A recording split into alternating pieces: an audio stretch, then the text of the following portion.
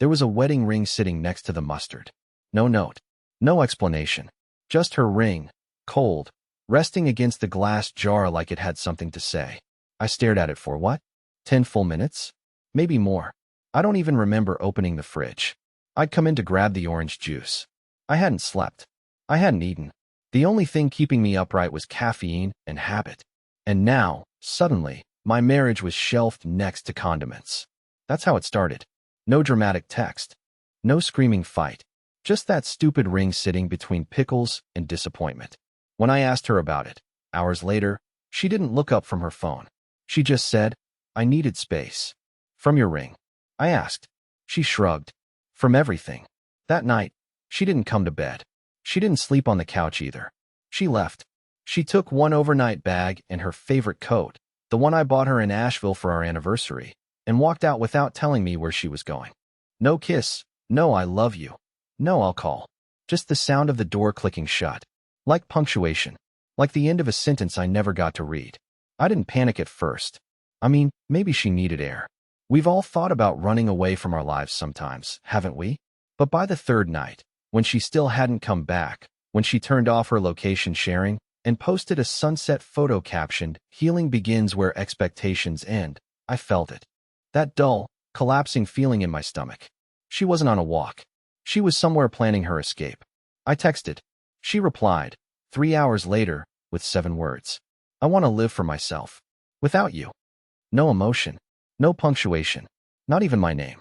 And I stared at that text like it was written in a language I used to know, but forgot. I kept reading it, trying to find a crack. A clue. A way to make it untrue.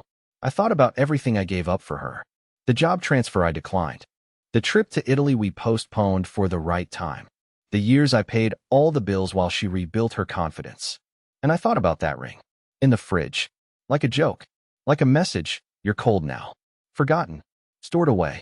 So I sent one text back. Only 12 words. "Not in my house. And not on my dime. Have fun." And that's when the unraveling really began. Because apparently, I wasn't supposed to say that. Apparently, I was supposed to keep paying. Keep begging. Keep being the safety net while she flew into someone else's arms behind my back. But I'd already seen enough. I already knew there was someone else. I just didn't realize who it was. Not yet. But when I did, it would turn everything upside down. Even her friends stopped defending her after that. The next morning, I didn't check my phone first thing. That used to be her habit. She'd wake up, check messages, sip coffee, then read that horoscope app she swore by. Now it was just me. Silence. Empty coffee cup. Cold side of the bed. I walked into her studio like I was stepping into a museum. She'd been gone 4 days. Still no mention of when she was coming back. I wasn't even sure she planned to. But something had been bothering me. Something weird about our shared calendars. We both had access to a family iCloud calendar. It was mostly used for dentist appointments, work schedules, reminders like buy paper towels or pick up dry cleaning. Nothing dramatic. Until now. There was an event on there I hadn't seen before. It was labeled Interview J.M. 11 a.m. Saturday. Except I wasn't interviewing anywhere, and neither was she. And the initials, J.M. Not familiar. I opened it. There was a location tagged, a hotel conference room. Not a company. Not an agency. Just a room. So I did what any paranoid husband who just got emotionally curb-stomped would do. I drove there. I didn't tell anyone. I didn't even shower. Just threw on a hoodie, grabbed her spare car key from the junk drawer, and headed out. I got there early. Sat in my car. Waited. She showed up exactly at 10:52 a.m. Her hair was straightened. Full makeup. Lipstick I hadn't seen before. She was wearing the same red jacket she wore on our engagement weekend. I remember because she spilled hot chocolate on it, and I paid $46 to get it cleaned. It still had that little stain under the button. But she wasn't alone. He got out of the car first. Taller than me. Beard. Dressed too nicely for someone just helping a friend heal. They walked in together, laughing. His hand grazed her back. She didn't flinch. She leaned into it. That was all I needed. She never even looked around. Never even thought I might show up. That's how confident she was that I wouldn't ask questions. I sat in my car, fists clenched around the steering wheel, until I realized I was starting to cry. Not a dramatic, Hollywood cry. Just that dumb, embarrassing silent kind, where your face leaks and your body doesn't even notice. I didn't confront her. Not then. I waited. When she came home that night, acting like she'd been at some yoga retreat, I asked how her day went. She said, quiet. Just needed to be alone. Then she kissed my cheek and poured herself a glass of wine like she hadn't just been on a date with a man I'd never met. So I did something I never thought I'd do. I started playing dumb. Because now I wasn't looking for an apology. I was building a case. And what I found next, it made me realize this J.M. wasn't new. He was already in our lives. He had been in our lives. And somehow, I was the only one who hadn't seen it. It was a group photo. That's what did it. A stupid photo from 2 summers ago, taken at my cousin Rachel's 4th of July cookout. I wasn't even looking for anything. I was scrolling my cloud archive, trying to find a receipt for our broken dishwasher. And there it was. Everyone was holding sparklers, drunk smiles, plastic chairs, too many red Solo cups. She and I were in the front row, arms around each other. Back then, I still believed we were solid. I remember thinking that night, God, I hope this lasts forever. But it was the guy in the back corner that caught my eye. Half-shadowed, holding a beer, wearing a baseball cap. His face was blurry, caught mid-laugh, but something about him screamed familiarity. Like when you see an actor in a commercial and can't quite place the movie he was in. So I zoomed in, enhanced the contrast, downloaded it to my laptop, and sharpened it with some free photo app. And my blood went ice cold. It was him, the same man from the hotel, the J.M. from the calendar. Except back then, I remembered him being introduced as a friend of Rachel's boyfriend. I didn't even learn his name that day. He didn't stay long. Just showed up, drank a few beers, left early. I even remember joking to Rachel, that guy looked like he didn't want to be here. And now? Now he's in secret hotel meetups with my wife. Which means this didn't start last week. Or even last month. This went way further back. I started combing through old texts. Not hers. She deleted most of her history. But mine? I never delete anything. I found one from a year ago, when she asked if I could drop off a forgotten jacket at some co-working space downtown. She claimed she left it during a freelance meeting. I remember it being odd. She was never into those shared offices. She preferred working from cafes or home. But now I realized, that jacket was the same one she wore to the hotel. She was seeing him even then. And I'd been enabling it. Paying for her Uber rides. Transferring money for her networking coffees. Listening to her vent about how burned out she was. I wasn't her husband. I was her sponsor. I stared at that photo for a long time, wondering if I'd ever seen her real face again since that night. Every moment since then had felt like a shadow. A performance. Like she was playing the part of wife, until she figured out how to exit without setting off alarms. But here's the thing. She had no idea I'd put it all together. Not yet. And I wasn't going to confront her with rage or emotion. I was going to flip the entire game. Because I finally understood what she wanted. Freedom, funded. But what she was about to get was independence, unpaid. And it would start with a simple visit to someone she never thought I'd speak to. J.M.'s ex-girlfriend. Her name was Mallory, and I wasn't even sure she'd respond when I messaged her. I found her through an old tagged photo on J.M.'s Instagram, one he forgot to delete, apparently. They'd been together for over 5 years, according to her account. No wedding, but close. Shared lease. Shared dog. She stopped posting about him a little over a year ago. That should have been the end. But I had a suspicion. A sick one. I messaged her with a fake name at first. Said I was doing research. I know. Pathetic. But I didn't know how else to open the conversation. She ignored me. Until I sent one line that made her reply instantly. I think he's been sleeping with my wife.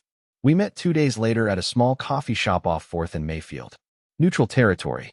She showed up in sweats. No makeup. Clearly not there to impress. Just to finally unload something that had been eating her alive. And she knew. Not just about the affair. She knew about my wife. Her full name. Her job. Her car. Her favorite wine. She even described our house. She'd seen photos. J.M. apparently bragged to her that he was seeing someone married. Said it made him feel untouchable. And get this, the real reason Mallory broke up with him wasn't the cheating. It was the money.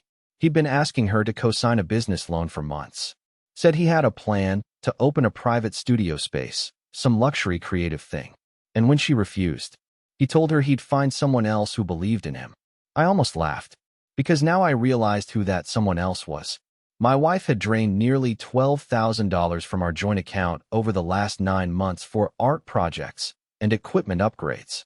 Yeah, turns out, she was bankrolling her boyfriend's midlife startup fantasy. Mallory looked at me across the table and said, I know this is hard, but you should know.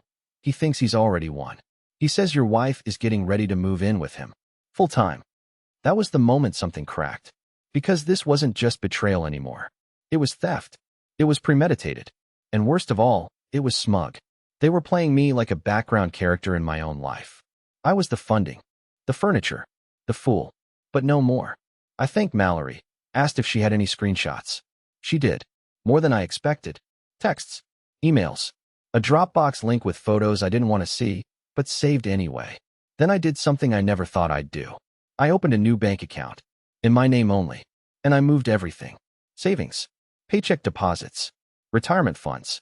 I froze the joint credit card, canceled the authorized user access.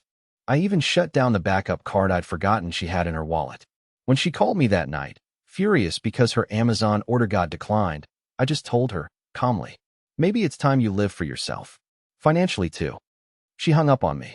The next morning, I found her car parked across the street. She hadn't even knocked on the door.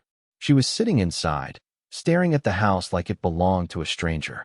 And for the first time, I kind of hoped she felt that way, because she was about to find out just how much she'd lost. She knocked at 6:12 a.m., not like someone visiting, like someone trying to reclaim. One hand, sharp, repetitive.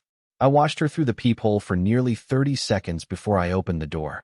She looked rough, hair tied back like she hadn't slept, wearing the hoodie I'd bought her in Maine. No bag, no makeup, just anger, confusion, and something else I couldn't name. Maybe fear. She didn't say hello. Her first words were, "Did you cancel my card?" I didn't answer. I just stepped aside and let her walk in. She looked around the house like she expected something to be missing. Or someone. Maybe she thought I'd gone full scorched earth and thrown out all her things. I didn't.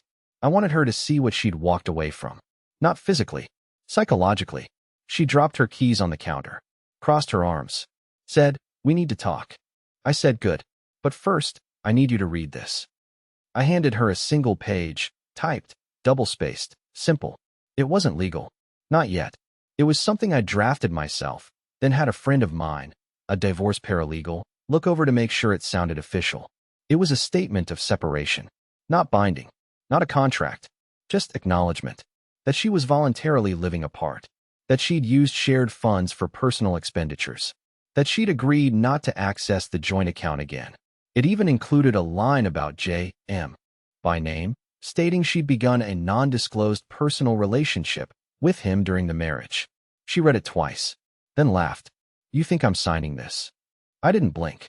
"If you want to stay here another night, under my roof, you sign it." She stared at me like I was a stranger. And for a moment, I think she actually didn't know who I was anymore. Because this wasn't the version of me she was used to. This wasn't the husband who tiptoed around her moods or begged to be let back into her good graces. This was someone who finally saw things clearly. She sat down, hard, like her knees gave out beneath her. The silence dragged. I let it. I didn't offer her water. I didn't ask how her week had been. I just stood there, watching the gears grind behind her eyes. Finally, she said, "You've been spying on me?" I said, "No. You were just loud enough for the truth to echo." She signed it. Didn't even ask for a pen. She had one in her purse. Like she'd expected something like this. Maybe even rehearsed it. She slid the paper back across the table and said, "Now what?" I said, "Now, we live like roommates until the paperwork's official." She blinked. "You're actually divorcing me?" That's when I smiled. "For real. Not in my house. Not on my dime. Not as your husband." Her face cracked, just for a second. I saw it. The mask slipped. And underneath wasn't rage, it was panic. Because she realized something crucial. I wasn't chasing her anymore. And worse, someone else was going to have to pay for her freedom. She started being nice. That's how I knew something was coming. Not the fake, overcompensating kind of nice. No, she played it smarter than that. She started small, folding laundry that wasn't hers, refilling the coffee machine, leaving notes on the fridge like we were back in college again. "Don't forget your jacket," smiley face, and "Good luck today, love." She even started calling me babe again, casually, softly, just once or twice a day. as if her mouth had slipped out of habit. But I knew better. This wasn't affection. This was strategy. Because just 5 days earlier, I'd made it clear, we were done. I was moving toward divorce. She'd signed the acknowledgement. She was out of our finances. She'd burned the bridge. But now, suddenly, she was humming in the kitchen, offering to make dinner, asking how my day was. Like I was supposed to forget I'd seen texts between her and another man talking about starting over, somewhere warm. I didn't trust it, but I played along, because I needed to see what her angle was. I didn't have to wait long. One night, she came into my room. Not our room, my room. I'd moved into the guest bedroom after the separation agreement. I kept the door shut. No contact unless necessary. She knocked gently and stood in the doorway in her old sleep shirt. The one she used to wear when we'd lie on the couch and binge documentaries until we passed out. She looked almost embarrassed. "Can I talk to you?" she asked. I nodded, slowly. She sat on the edge of the bed, not close. Not far. Just enough for the air between us to feel dense. "I've been thinking," she said. "About what I said. About wanting to live for myself." I stayed quiet. Let her talk. I wasn't trying to hurt you. I felt like I was suffocating. Like I'd become someone's wife and forgotten who I was. But when you pushed me out, when you cut me off, I realized I went too far. Maybe I was just scared. She looked up at me with tears in her eyes. Real ones, maybe. Or maybe she'd practiced. I couldn't tell anymore. "I don't want to lose you," she whispered. And for a moment, I swear, my body almost forgot everything. The pain, the hotel, the deleted texts, the $12,000, the silence. All of it blurred under the weight of her voice. That's how dangerous she was. She wasn't trying to come back because she loved me. She was trying to reset the narrative, to rewrite the story before the ink dried. I asked her, gently, "Did you tell him the same thing?" She blinked. Then she stood up. Her tears disappeared like fog burning off in the sun. "I knew you'd use that against me," she snapped. "I try to be honest, and you just throw it in my face." And just like that, the mask slipped again. Because her apology was never for me. It was an audition, and I didn't clap. She stormed out. Later that night, I found my toothbrush in the trash. My charger missing. My shirts mixed in with her laundry, shrunken and wrinkled. Subtle sabotage. She'd moved from manipulation to psychological warfare. Because if she couldn't win me back, she'd try to make me miserable enough to surrender. But she didn't know something crucial. I wasn't miserable anymore. I was watching, and I was almost ready. I didn't tell her the papers were coming. No warnings. No, we need to talk. No dramatic build-up. I just handed them to the courier, signed and sealed, and waited. It was a Wednesday. I chose Wednesday for a reason. Middle of the week, middle of the day, right when she'd be least prepared. No distractions. No excuses. No rehearsed responses. I wanted the truth to hit her with full clarity. But I didn't give them to her myself. That would have been too easy. I let Mallory do it. Yeah. Mallory, J.M. SX. The one who'd met me for coffee. The one who'd warned me that he always played both sides. Turns out, she still had a few unresolved feelings too. We coordinated it. She showed up on our doorstep, dressed like a professional, with a manila envelope in hand. I watched from the kitchen window. My wife opened the door and froze. She tried to shut it. Mallory blocked it with her foot. I couldn't hear their voices, but I didn't need to. Mallory handed her the envelope, said something short and final, then turned and walked away like a ghost dropping off karma. My wife didn't open the envelope at first. She stood there in the doorway for a long time, holding it like it might explode. When she finally walked in, her face was unreadable, pale, almost dazed. She set the envelope on the table. Quiet. Then, in the calmest voice I'd ever heard from her, she said, "You had her deliver my divorce papers?" I nodded. She stared at me. "You're not even going to ask me why I did what I did." I looked at her and said, "I already know. You wanted something else. I just made it easier for you to get it." Her lip trembled. She wanted to argue, to fight, to guilt me into some messy conversation full of crying and blame and half-truths. But I didn't move. I didn't flinch. I just kept doing the dishes like we were discussing the weather. That's what finally broke her. Not the papers. The silence. The realization that I wasn't going to chase her anymore. That I wasn't going to raise my voice or beg for closure. That she had become the stranger now. She whispered, "You don't love me anymore." I didn't answer. She left the envelope untouched on the table for hours. I went to bed before her. When I woke up, she was gone. So was the envelope. And something else I hadn't expected. The ring. She'd taken it from the fridge and left it on my nightstand. No note this time. No emoji. Just metal and silence.